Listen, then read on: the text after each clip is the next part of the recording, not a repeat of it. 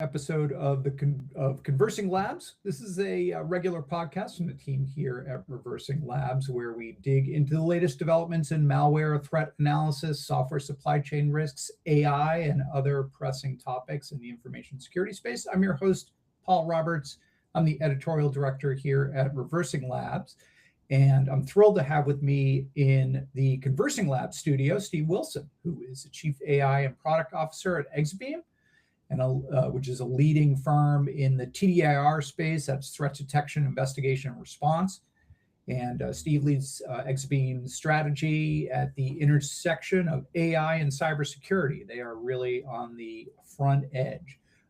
He's got more than 2 decades of experience in enterprise software and security. He's held leadership roles at a bunch of really significant companies: Sun Microsystems, Oracle, Citrix. I think you've probably heard of those companies. And he's a driving force behind OWASP's Gen AI security project and co-chair of the initiative that helped produce the OWASP Large Language Model Top 10, industry's widely used top 10 for LLM security risks.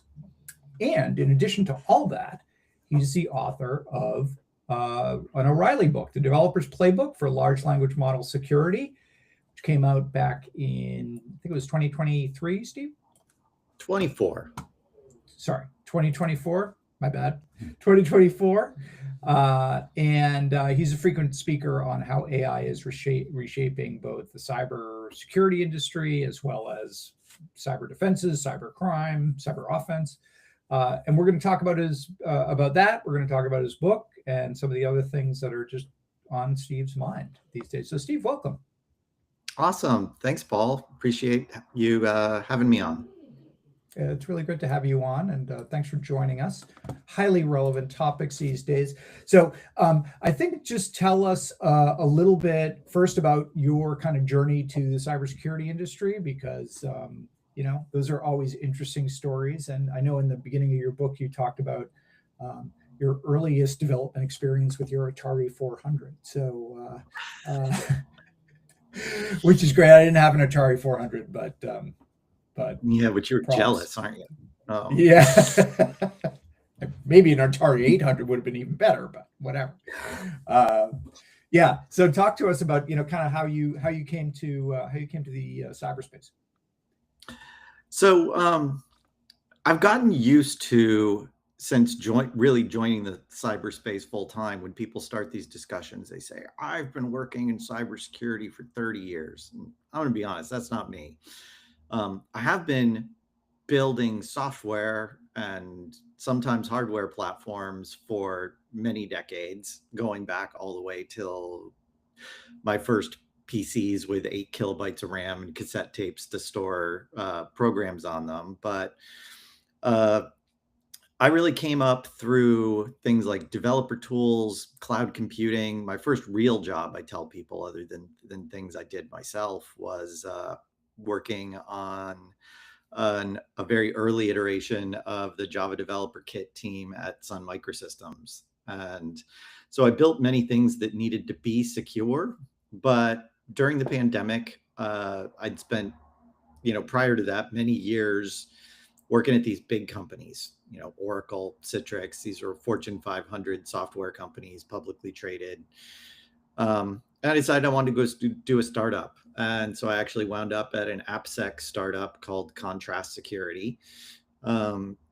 Neat company, neat technology. But one of the biggest things it gave me was when ChatGPT came out, I got very interested in it from an AppSec perspective. And Contrast CTO is Jeff Williams, who some of your listeners probably know. Jeff wrote the first OWASP Top 10 back in 2000, I think. And so I went to him with an idea that we should create one for this new thing. And he was very encouraging. He introduced me to some people on the OWASP board. And over the next couple months, I wound up putting together that first iteration of the OWASP Top 10 for LLMs.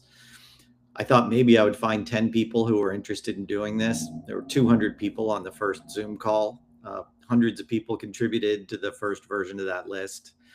It's now grown into what we call the Gen AI security project at OWASP. We produced something like 46 white papers. There's 6 or 7 subgroups on everything from AI red teaming to now agentic cybersecurity. And group has about 25,000 members now. Unreal. I mean, that is a huge audience. I mean, you know, the OWASP top 10s and the work that OWASP has done has been, as you know, hugely important in kind of shaping our understanding of things like application security risks and best practices and so on. Do you see it having the same influence in AI? Well, people have always been very receptive and encouraging to that original top 10 list. You know, it was very widely read. At the time, we weren't even really tracking downloads for the thing, but I know hundreds of thousands of people read it, and I've gone around the world, had incredible speaking opportunities and things everywhere from Davos to the United Nations based off that. I would say that original top 10, it gave a lot of people a framework for understanding the risks. I also think it was in its own way very limited because we didn't understand a lot of things. That's why we came out with the new agentic top 10 in December. So just a few months ago. That's been really well received, and it really expanded the lens. What I'm thinking about now really is the idea that, to be honest, that original top 10 LLM was very much written through an AppSec lens. And the further I get into using and building real agents, and we can talk about what that means, but the less I look at it through an AppSec lens, or at least is AppSec being maybe necessary, but completely insufficient to do what you need to do. Right. So you talk, I mean, just going back to, you know, your Atari 400 programming, you sort of talk about like, hey, I was doing AI programming back then to create the Tron, the computer run Tron cycle for the single player. You know, you created this Tron version for the Atari 400 of Tron, which is pretty cool. I remember playing Tron in the arcade and seeing Tron. But it got me thinking. I think we tend to think about AI and software intelligence and AI as a very recent development, you know, kind of LLM AI and, you know, post ChatGPT and stuff like that. But I think you make a really important point, which is software intelligence and this type of concept is almost as old as programming itself. In fact, maybe goes back to the mid 20th century, right? But maybe for the audience, kind of just give your thoughts or your definition of when we're talking about, like, you know, AI software, right? What are we really talking about there, right? It's not just Claude code, right? It's a much longer kind of tradition and history in the software development space. Yeah, so I've always been fascinated by AI, and just to flesh out that Tron story, you know, I think I was 10 or 11 years old when Tron came out, and I went and saw it, and it was amazing. We're all nerds here, so everybody probably has some kind of soft spot in their heart for Tron. Amazing for 10-year-olds. I'm not sure it was amazing for for like, you know, grown-ups. But yes, I totally agree. I had the same impression. In a while, go back and watch it just for fun, because you know what Tron was? Tron was a cybersecurity program. Tron was designed to watch for intrusions onto the network and shut them down. And so he was a real-time cybersecurity agent. And I think that was probably my first exposure, probably for a lot of us, to the idea of cybersecurity. And so much of the interesting science fiction is like that, right? These ideas are not new. You go and look at Neuromancer, and people think about, you know, cyberpunk, alleys in Tokyo. That's a story about hackers and artificial intelligence. Like these go together like chocolate and peanut butter, hackers and AI. but some form of AI has been around for a long time. I think I would differentiate between things like my very simple algorithm for how to drive a light cycle using a collection of if-then statements from things driven by machine learning, where you expose the things to data and they find patterns in that data. And we've been building things like that for a very long time. But I mean, I think there was a step function change in the last few years that came from three things that had been developing for a long time, and they came together to this amazing jump in capability. And it's, there's this exponential curve that we're on that's been building for a long time. It's just the front side of exponential curves look like straight lines until you hit that inflection point when enough things come together. And what we had come together were some changes in software. We knew about neural networks for decades. I built my first neural networks in C++ with no libraries in the early 90s. But you couldn't get them to do much. And one of the reasons was they didn't have memory. They didn't have short-term memory. A bunch of guys at Google invented this thing called the transformer architecture in 2017. That is the T in ChatGPT. And it still is a neural network, but it's a particular architecture of it where the thing has some memory and the ability to have what we call a context window and work on large blocks of data.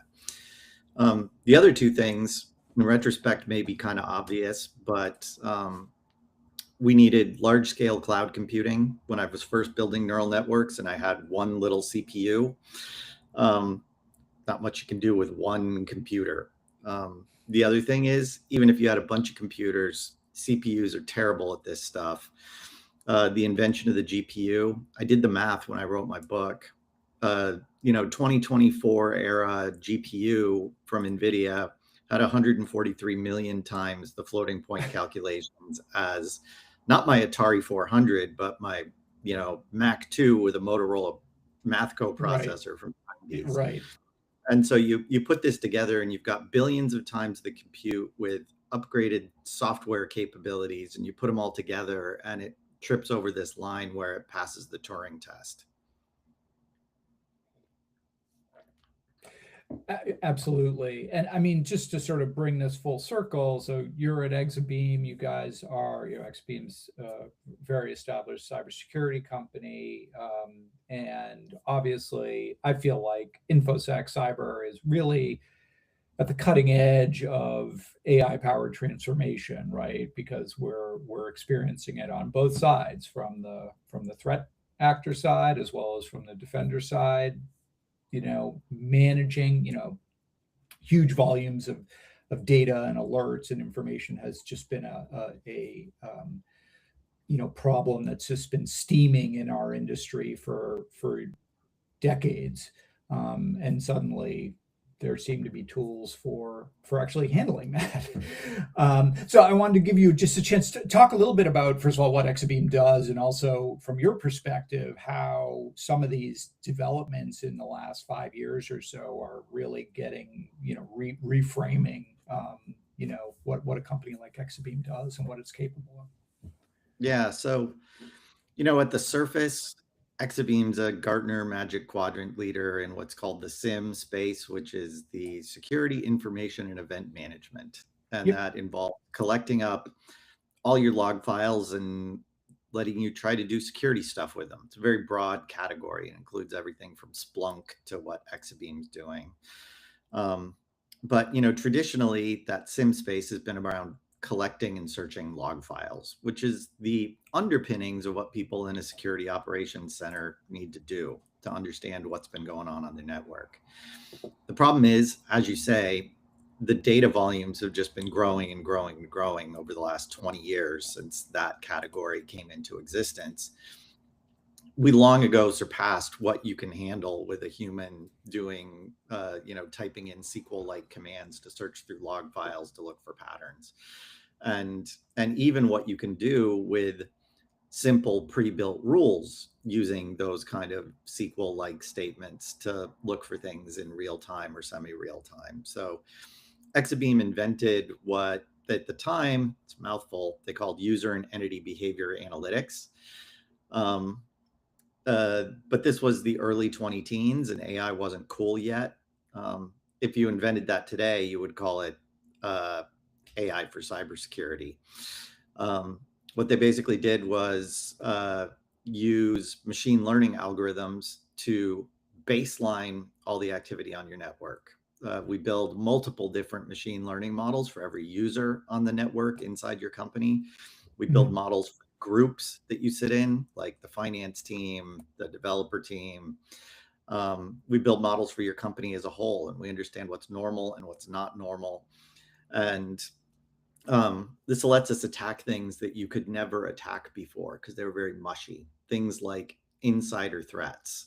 How do I deal with the fact that someone may have legitimate credentials that get them on the network, but they are a disgruntled employee who's planning to steal secrets and sell them? Or maybe they're a negligent employee that lost their credentials, they were compromised, and it's now someone impersonating them on the network. Right. So we use these machine learning models to spot that.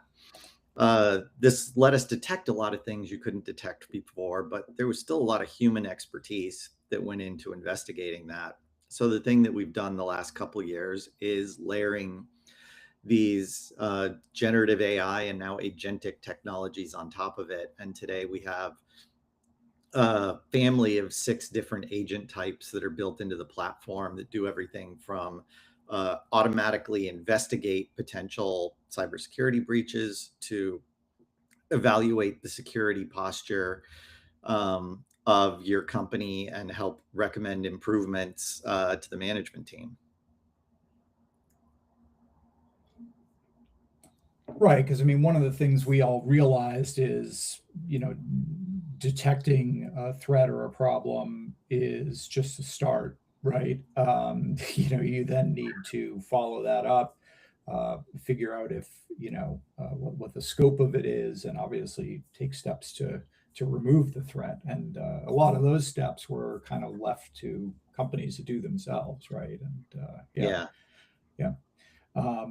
But yeah, absolutely. And finding these patterns, something AI is very good at, right? But the human brains, especially with hundreds or thousands of alerts flowing at them, for hours and hours and hours. Yeah, it's not what our brains were really designed to do.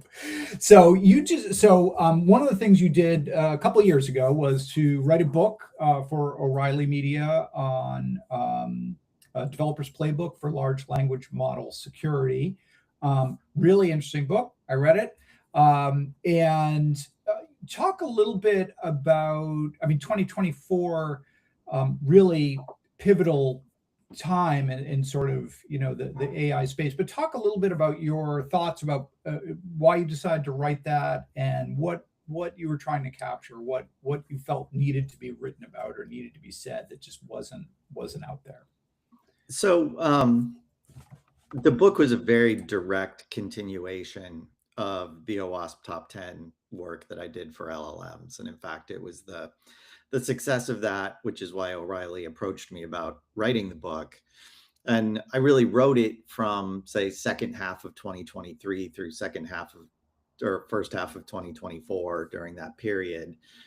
I think the real thing was the OWASP Top 10 for its time was a really great document, but it was 30 pages long. You could read it on a bus ride, which is an amazing benefit if what you're trying to do is get a basic handle on the situation and build a mental model.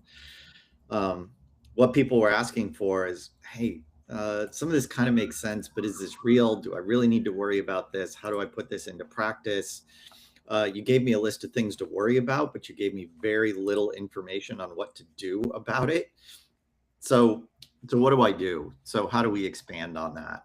And the book leans a lot into real life case studies on what goes wrong with these natural language systems. Goes all the way back to examples that predate ChatGPT, because there was life before ChatGPT that showed the way. And kind of goes deep, not into just here's an abstract definition of prompt injection, but here's real life cases, here's screenshots of real hacks that happened, here's the underpinnings of why that worked, and here's what you could have done to avoid it. By the end, we get into the kind of stuff I really like, which is how do you re-engineer your software development process if you're going to put these things into the middle of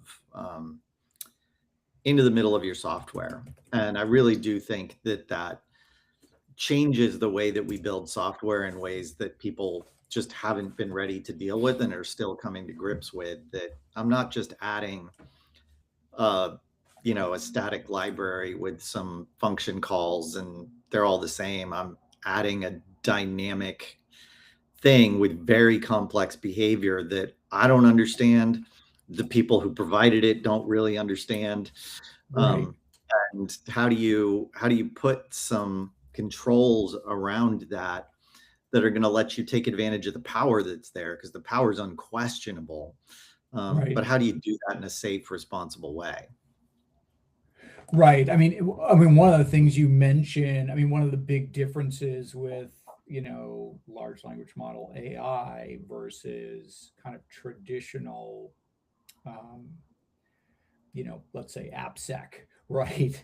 Or security practices is just what you said, which is the lack of clear understanding on the part of developers or end users of exactly what the AI model is doing and how it's reaching the decisions that it's reaching, right? You talk about in your book that research from Stanford on the, I don't know how you say it, Lion 5B learning model, right? That was found to contain, that was used for AI image generation, but was found to contain a lot of inappropriate images. Let's just say that. Yep. And that illegal what that result illegal in almost every jurisdiction in the world. And that led to developers being like, oh my God, I just trained my tool with this, and it contained these images. So what does that mean? Right? And it's a different problem from like, oh yeah, you got like, a buffer overflow here, and look, this is the problem that's going to come, right? It's like, it's a totally different problem of like, okay, I trained this thing with a kind of flawed, data set. What does that actually mean? So, and that seems to me like it is just like, this is a big issue for our industry, which is to try and quantify what that actually means from a risk and output. This comes to the crux of where we've been shifting our research a lot on this, which is the smarter that these things get, the more agency that they get, meaning, access to tooling, the more autonomy they have. We're used to thinking of these things as prompt response machines like ChatGPT. The newer, interesting, fun things coming out now have what we call an agentic loop. They run all the time. They goal seek.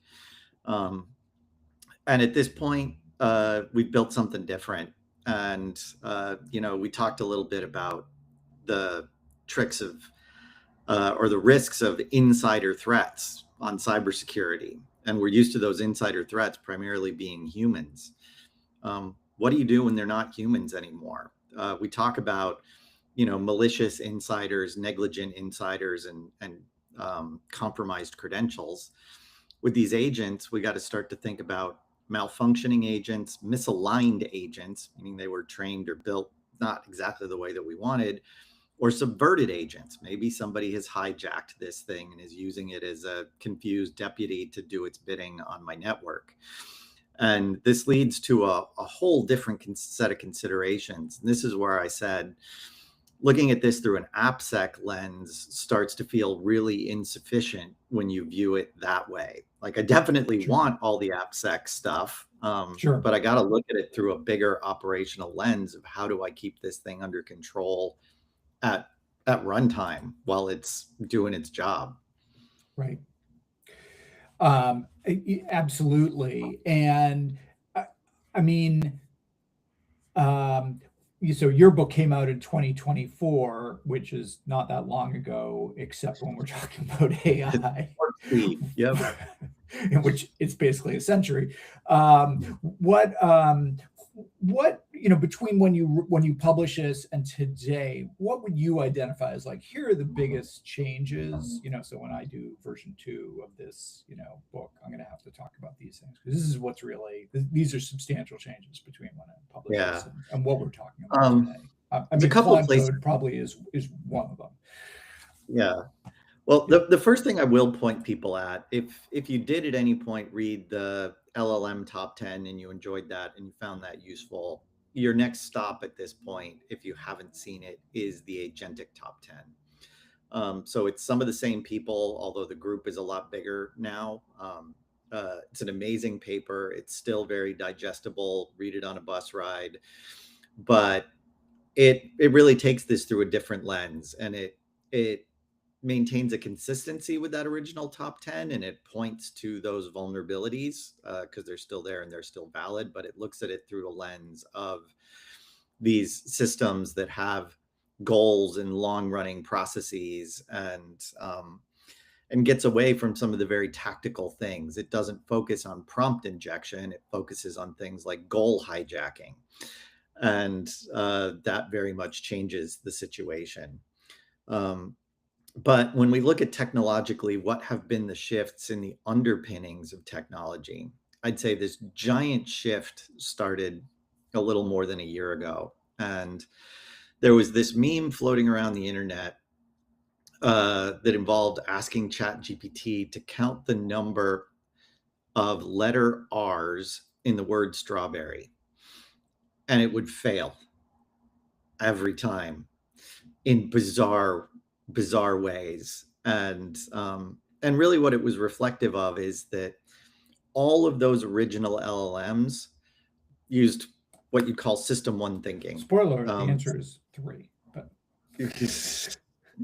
you get a lot of different answers though. But the way that it answered questions was the same way that you pull your hand away from a hot stove. Everything was reflex. Right. And the fact that it could write poetry using that kind of system was amazing, of the brute force application of that kind of thinking.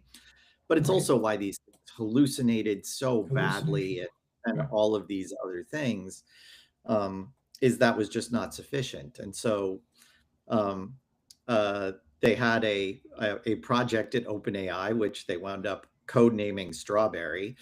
But it was the idea to build a reasoning loop in these things. And we all tried to do this early on. My book talked about it. We talked about, sort of these little prompting loops where you ask it to check its own work, and you say, break it down step by step and do simple steps at a time.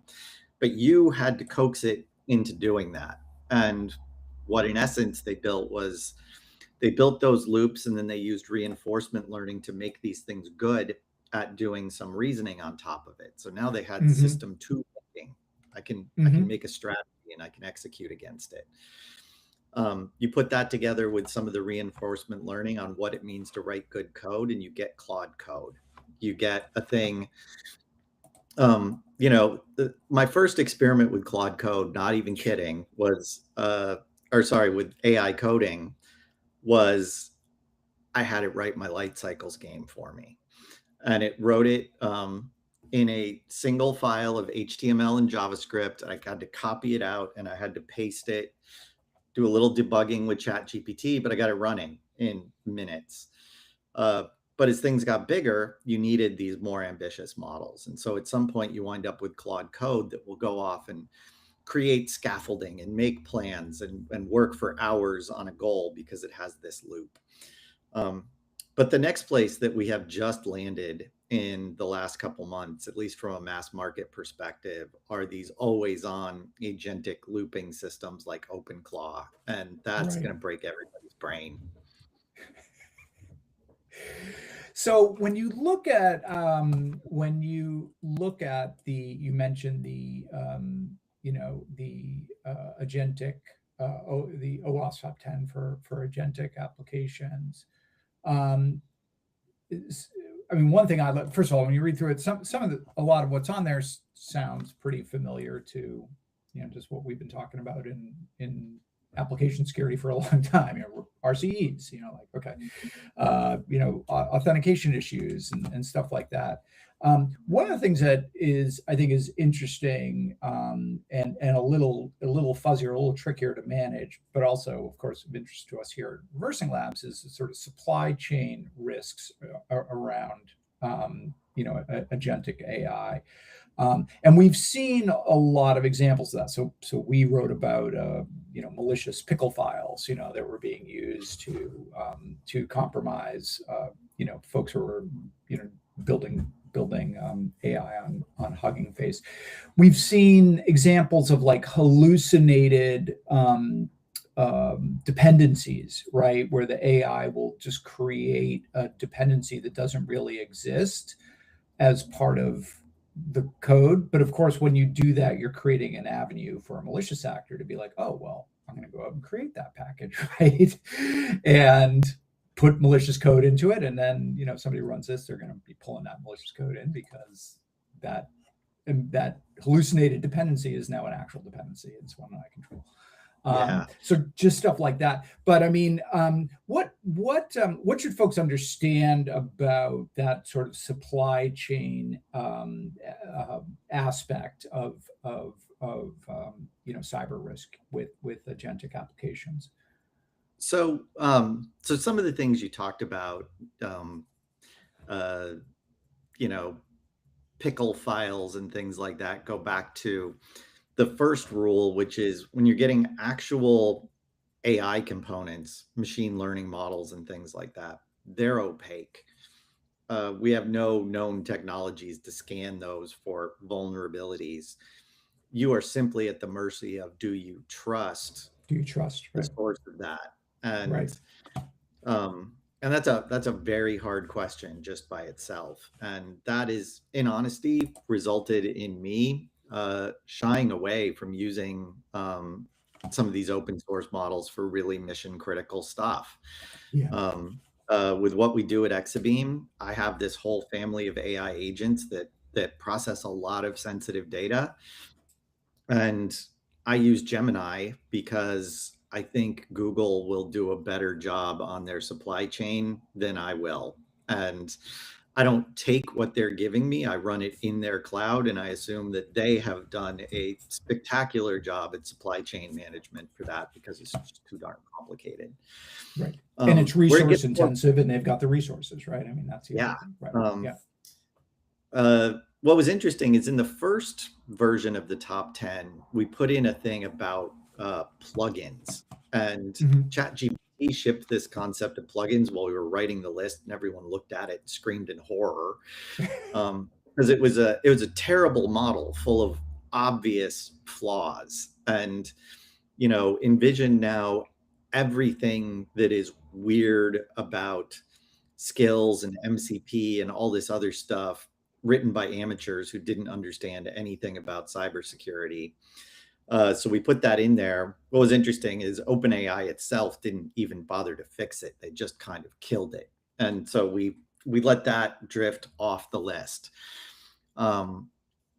It has come back in spades now. And as we get into these agentic technologies, what we see are these actual legitimate real exploits happening with these much smaller fragments, but fragments of different things that our traditional tools are not used to looking at. The first one that raised a ton of alarms is MCP, which is the Model Context Protocol.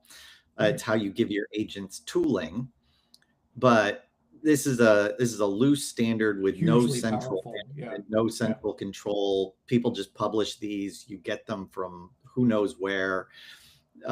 They are right in the flow potentially of handling all your credentials and all your other stuff and potentially large amounts of the data that you're processing. There's been a lot that's been published recently about how to think about that better. The other things with things like there have been malicious MCP attacks that we've seen. Yeah, absolutely. Right. It's very real. With things like OpenClaw, again, open source community, wild west. does have things like central repositories for things, but there are no gates on what goes in there. And, somebody went and looked at the skills repository and came up with some estimate that like 50% of the stuff in there was, toxic to malicious. And, my own experience with this, I started building my own OpenClaw agent a couple weeks ago. And, I, like every other good hacker, don't read the manual. I just install it and start talking to it. And I'm like, hey, I want you to use the browser. How Not do you on do your that? work computer, by the way. Oh no, we can talk about that. I built a big old sandbox for it, but still, like, I want you to talk to the web. I want you to use a browser. How do I do that? It's like, well, you need the Chrome plugin. Like, go to the Chrome plugin store. I search for the OpenClaw Chrome plugin. There are 4 of them that all look identical. None of them from the same publisher. Some of them with a lot of stars, though, and a lot of downloads. Oh yeah. So I go off and do some research, and I realize the only way to get this to work properly is there's one that was bundled with it. You need to load that as an unpacked, unapproved Chrome thing through your own squirrely back door. Wow. If you went to the Chrome store, you 100% got a really questionable piece of software right in the middle of everything that your agent was trying to do. It's absolutely real. So they're trying to deal with this. They made a deal with VirusTotal to scan the skills repository and things, which is great. It's a step in the right direction, but you have to ReversingLabs, but whatever, I'll let that go. You have to, Google's got probably a bigger brand name. I don't know. But that's your it's the net of it is you've got to be really conscious of these supply chain things, whether as an AI user or as a software developer, potentially building some of these into your platforms. The supply chain thing is very real. Well, and we've written about, and others have as well, about just the effort that malicious actors are making to make malicious packages look legitimate with, they'll do multiple versions. They'll have, huge numbers of downloads that like, oh, hey, all these, 30,000 downloads in 2 hours. Probably had their AI agent downloaded a bunch of times. Right, exactly. So, I mean, what you're talking about with the Chrome plugin, like, even though our gut is to assume like, well, this thing's got 10,000 downloads, must be the legitimate one. Like, hold on, right? Like, no. In fact, that might be the opposite, right? That might be evidence that they're using a bot to do that. But really crazy. And of course, people have been, there's so much about OpenClaw, its amazing capabilities, but also, like you said, total Wild West in terms of what exactly it is that you're installing, how it might be abused, right? So this is an issue that companies are going to have to deal with, individuals are going to deal with, and so on. So one of the things you did in your book is develop a framework for companies to kind of plan and deploy AI projects. You call it RAISE, Responsible Artificial Intelligence Software Engineering, like that. Good acronym. Can you just give a quick kind of summary of RAISE, what it is, and how development organizations might deploy this or apply it? Yeah, so I won't try to go through all the steps because I honestly don't have them paged in at this point, but I will hit on maybe some of the parts that we haven't talked about here. And a lot of that, and this being written even prior to my joining Exabeam, is how do you move past just this AppSec idea and think about the operational characteristics of these things in the longer term? And in particular, when you get these things into runtime, how do you understand how they're behaving, and what are you looking for to look for indications of compromise in these things, whether they're self-owning on these situations of just being broken and doing stupid stuff. And how many times if you're using Claude Code, have you had it say, oops, I'm sorry, I, deleted all the tests, or oops, I'm sorry, I made all the tests pass automatically and forgot to tell you because that was convenient for me. So a lot about this is really understanding that your systems, if you're going to make them agentic, and we did talk a lot about this in the book, even though at the time there weren't a lot of these self-running agent systems, is if you're going to have something that's long running and goal directed, you better be really actively monitoring it all the time. And so you want to look at basic things like log files. Log files are not usually the domain of an AppSec team. They're like, that's the SOC team. That's the Security Operations Center. They deal with the log files. With this kind of software, you can't draw those lines. So I think you need to start to think about things like, I didn't have a name for it yet in the book, but I do now, which is agent behavior analytics.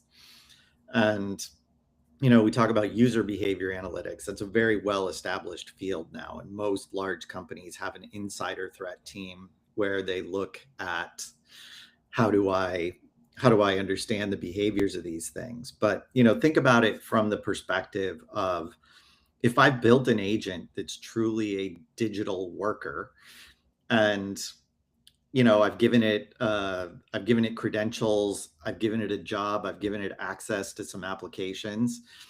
How do I understand what's normal for that thing? And it's like, okay, it's normally been doing this. And then all of a sudden it takes a left turn and starts doing something else. And maybe it's the fact that a very low level technical indicator says this thing's processing 10 times as many tokens today as it processed yesterday. Right. Maybe it's been hijacked and it's doing something suspicious. Maybe it's a bug. Whatever it is, I probably want to know about it, and I probably want to get it on it pretty quick. Right. At the other level, it's like, maybe it's logging into applications that it didn't log into yesterday. Why is it doing that? I better go find out. And so one of the things I've been writing about lately is I've actually come to hate the term AI agent. It means everything and it means nothing at this point. Everything's an AI agent. And the place where we're going with these things like OpenClaw, with these agentic always on loops, are digital workers. And if you view it through that lens, you start to view it less as an AppSec problem. I still have to deal with all that, but you get exposed to all the surface area that you weren't thinking about. How do I log its behavior? How do I look at what systems it's accessing? All of those things that I would do with an employee, just short of putting it on the org chart. And I've started to have conversations with my HR, VP at work. If I deploy these things that are, any more like humans, should we put them on the org chart so people can find them, rather than making them look it up through some weird side channel? Should I just say I have these 3 AI agents that work for me and here's their jobs? I don't know. It's getting weird, but I think that's the crux of it. Is if they're interacting with other employees, then yeah, that makes I mean, sense, if you're going to give it an email address and put it on Teams and give it a name, things are going to get weird real fast. So, so just closing that out, that process, think of it from everything from kind of the front end of that traditional AppSec process through the end of watching it, monitoring it, and doing continuous improvement. Right. So one of the things that you recommend is 2 more questions. Is that okay? Yeah.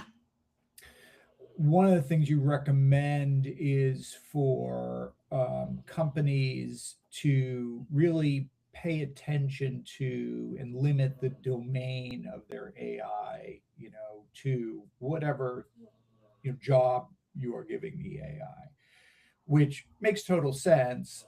And most of us are really accustomed to these very generic AI like ChatGPT and Claude Code and whatever that basically have no boundaries on their domains, right? They just are general knowledge AI, and we all tend to think about, well, just applying, right? Like, okay, I got an API, I'm going to talk to ChatGPT or talk to Claude Code and whatever, and do what I needed to do.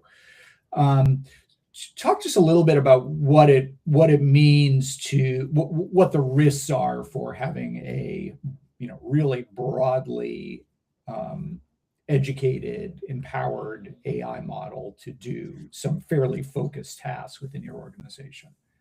So I will say some of what I was specifically writing about in the book is a little bit of an artifact of the early versions of these things. When you were dealing with things that were pre-Chat GPT-4, it had such small context windows and things like this, and it actually had relatively few neurons, and it was like, I'd better really tightly scope that. I think the amazing thing about today's AI models is, this thing read the internet and internalized large portions of it. So you start from this very broad base of knowledge. So everything is going to have a broad base.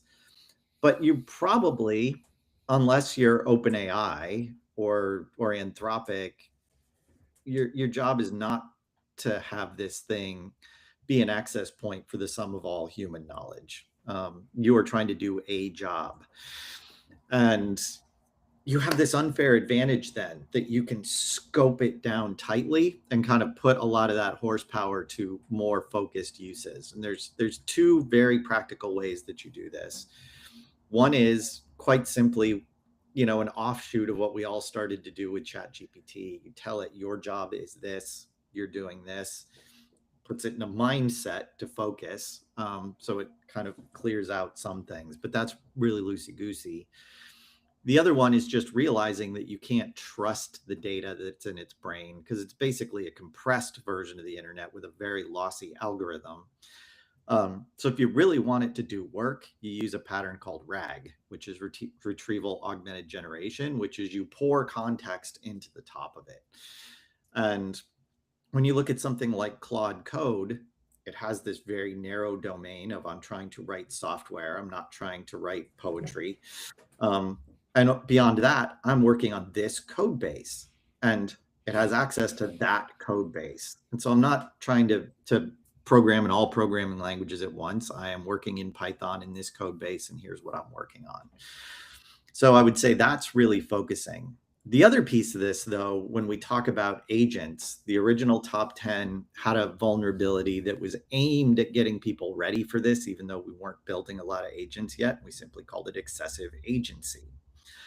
And the idea is don't give this thing more responsibility than it's able to handle, quite simply. And a lot of people came from an AppSec view and said, that's just least privilege. Why are you renaming? Least privilege, right? Yeah. But I think in practice, it winds up being much different. Least privilege sends you down this AppSec route that says, okay, I'm doing this with this very particular view on it. And it's not that they're unrelated, they are, but you think about it differently. And when you fast forward to where there are real agents, when I built my OpenClaw agent, this was very much something I thought about. And the default way to deploy OpenClaw for a lot of people is you download it and put it on your laptop and you have it start doing stuff. And it's actually incredibly convenient because you're already logged into everything. The downside is it's now logged into everything. And so if it drops all the tables out of your database or it goes crazy on the network, you're the one who went crazy on the network. This is on you. When I built this, I did what a lot of people do, and people have asked questions. Why did you do this? I went out and I bought a Mac Mini. Why did I do that? Well, because I like Macintoshes. But the other thing is I wasn't going to run it on my computer. And when I set that up, I didn't give it any of my credentials. I didn't log in with my Apple ID. Before I installed the software, I went to Google. I gave it its own Google ID. I got a Gmail box, a Gmail calendar. I gave it its own OpenAI key. And when I installed it, I poured all this stuff into it. And as a digital worker, it now has its own credentials. And I can track its behavior on the network. What do you have it doing for you? Well, I made it my personal assistant, but as a very real clone of what my secretary at work does. So I delegate it read access to my calendar. I don't let it write to my calendar, but it can send me invitations. So I have it negotiate with people to book meetings for me. It will send us both invites. I have it manage my to-do list. I have it manage my kind of morning roll-up, prepping me for meetings. I've started training it to be my media relations agent. People will say, hey, you're going to be on my podcast. Can you send me a headshot and a bio? So I just reply, I put my agent on CC and I say, hey, LobsterBot, send the media kit to them. And it's got all those files and bundles them up and sends them off. So there's a lot of things that I'm experimenting with about how do I let this thing be on the internet where people could prompt inject it in various ways and things while keeping it locked down, and avoid its agency getting out of control. Yeah. I've heard that Mac Minis are a very popular platform for I walked into the Apple store 2-3 weeks ago and said I want a Mac Mini, and the guy's like, okay. Oh, we're sold out. There are no Mac Minis within a 40-mile radius of Silicon Valley. I'm like, wow. Yeah, that says something. Okay, final question. So Anthropic came out with Cloud Code Security a couple weeks back. Huge kind of amazing kind of, I would say sort of SaaS application security testing type tool, but very different from what we're used to, much more subtle. And as we know, Cloud Code is already proved itself to be really exceptional at like vulnerability discovery and stuff like that. But we saw a bunch of cybersecurity stocks tumble, even though they weren't really in the application security testing space. It was just kind of, Palo Alto and CrowdStrike, like, huh? So it was strange, but I thought I'd ask you, what do you think the impact of AI is going to be on our industry, including companies like your own? Where do you see the advantages and also the risks for InfoSec as we are today? So, and we could have our whole own 1-hour discussion on this topic, yes, but I'll just put it in a nutshell and we'll save some of it for another time. My broad guidance is when you first collide with these alien intelligences, they seem like they can do anything. And I often tell people it's never been easier to build an amazing demo to get your startup funded, because you can make a demo that looks like it does anything. I think that Anthropic put more effort than that into this, and that it's going to have some uses, and it shows the way. But broadly, remember that there are things these LLMs are terrible at. They are terrible at math, terrible at remembering things, terrible at processing large amounts of data. Counting letters. Yeah. They're terrible at those. And these are some of the fundamental underpinnings of what you really want to do with cybersecurity. And so in the AppSec space, am I going to have this thing scan my code and find all of the bad things that I've done there? Probably not. But I've been a fan for most of the last year of even using these more primitive general purpose LLMs to supplement what I'm doing in AppSec. In my own work at Exabeam on the security operations side, that is what we did, is we said, look, I'm not going to replace the pipeline that I have that scans terabytes of data that my customers send to me every day. I need to do that in real time with harder algorithms that work in real time. But I stack AIs on top of that to get rid of a lot of the human work. And I will just say with AppSec, we all know we've never had a problem finding vulnerabilities with AppSec tools. That was never the problem. The problem is, how do you build this into your process to make sure less of those vulnerabilities get into the code and more of them get remediated. I think there's a ton of smart people out there who've already been looking at how do you really provide the goodness of LLMs on top of AppSec, and you get people like Arshan at Pixie, who has understood the core of how you do AppSec for years and has been building amazing solutions for how do you stack LLM technology on top of that. So I think the idea that there's a free skill pack for Claude. It's not going to put all the lawyers out of business immediately. It's not going to put the AppSec teams out of business immediately. But if I was on an AppSec team or a lawyer, I would be downloading those, really understanding how they could supplement what I do. Because if I don't get it, somebody else is going to be better at doing my job. Sure. Embrace change. Mm-hmm. Yeah. Steve, is there anything I didn't ask you that you want to say?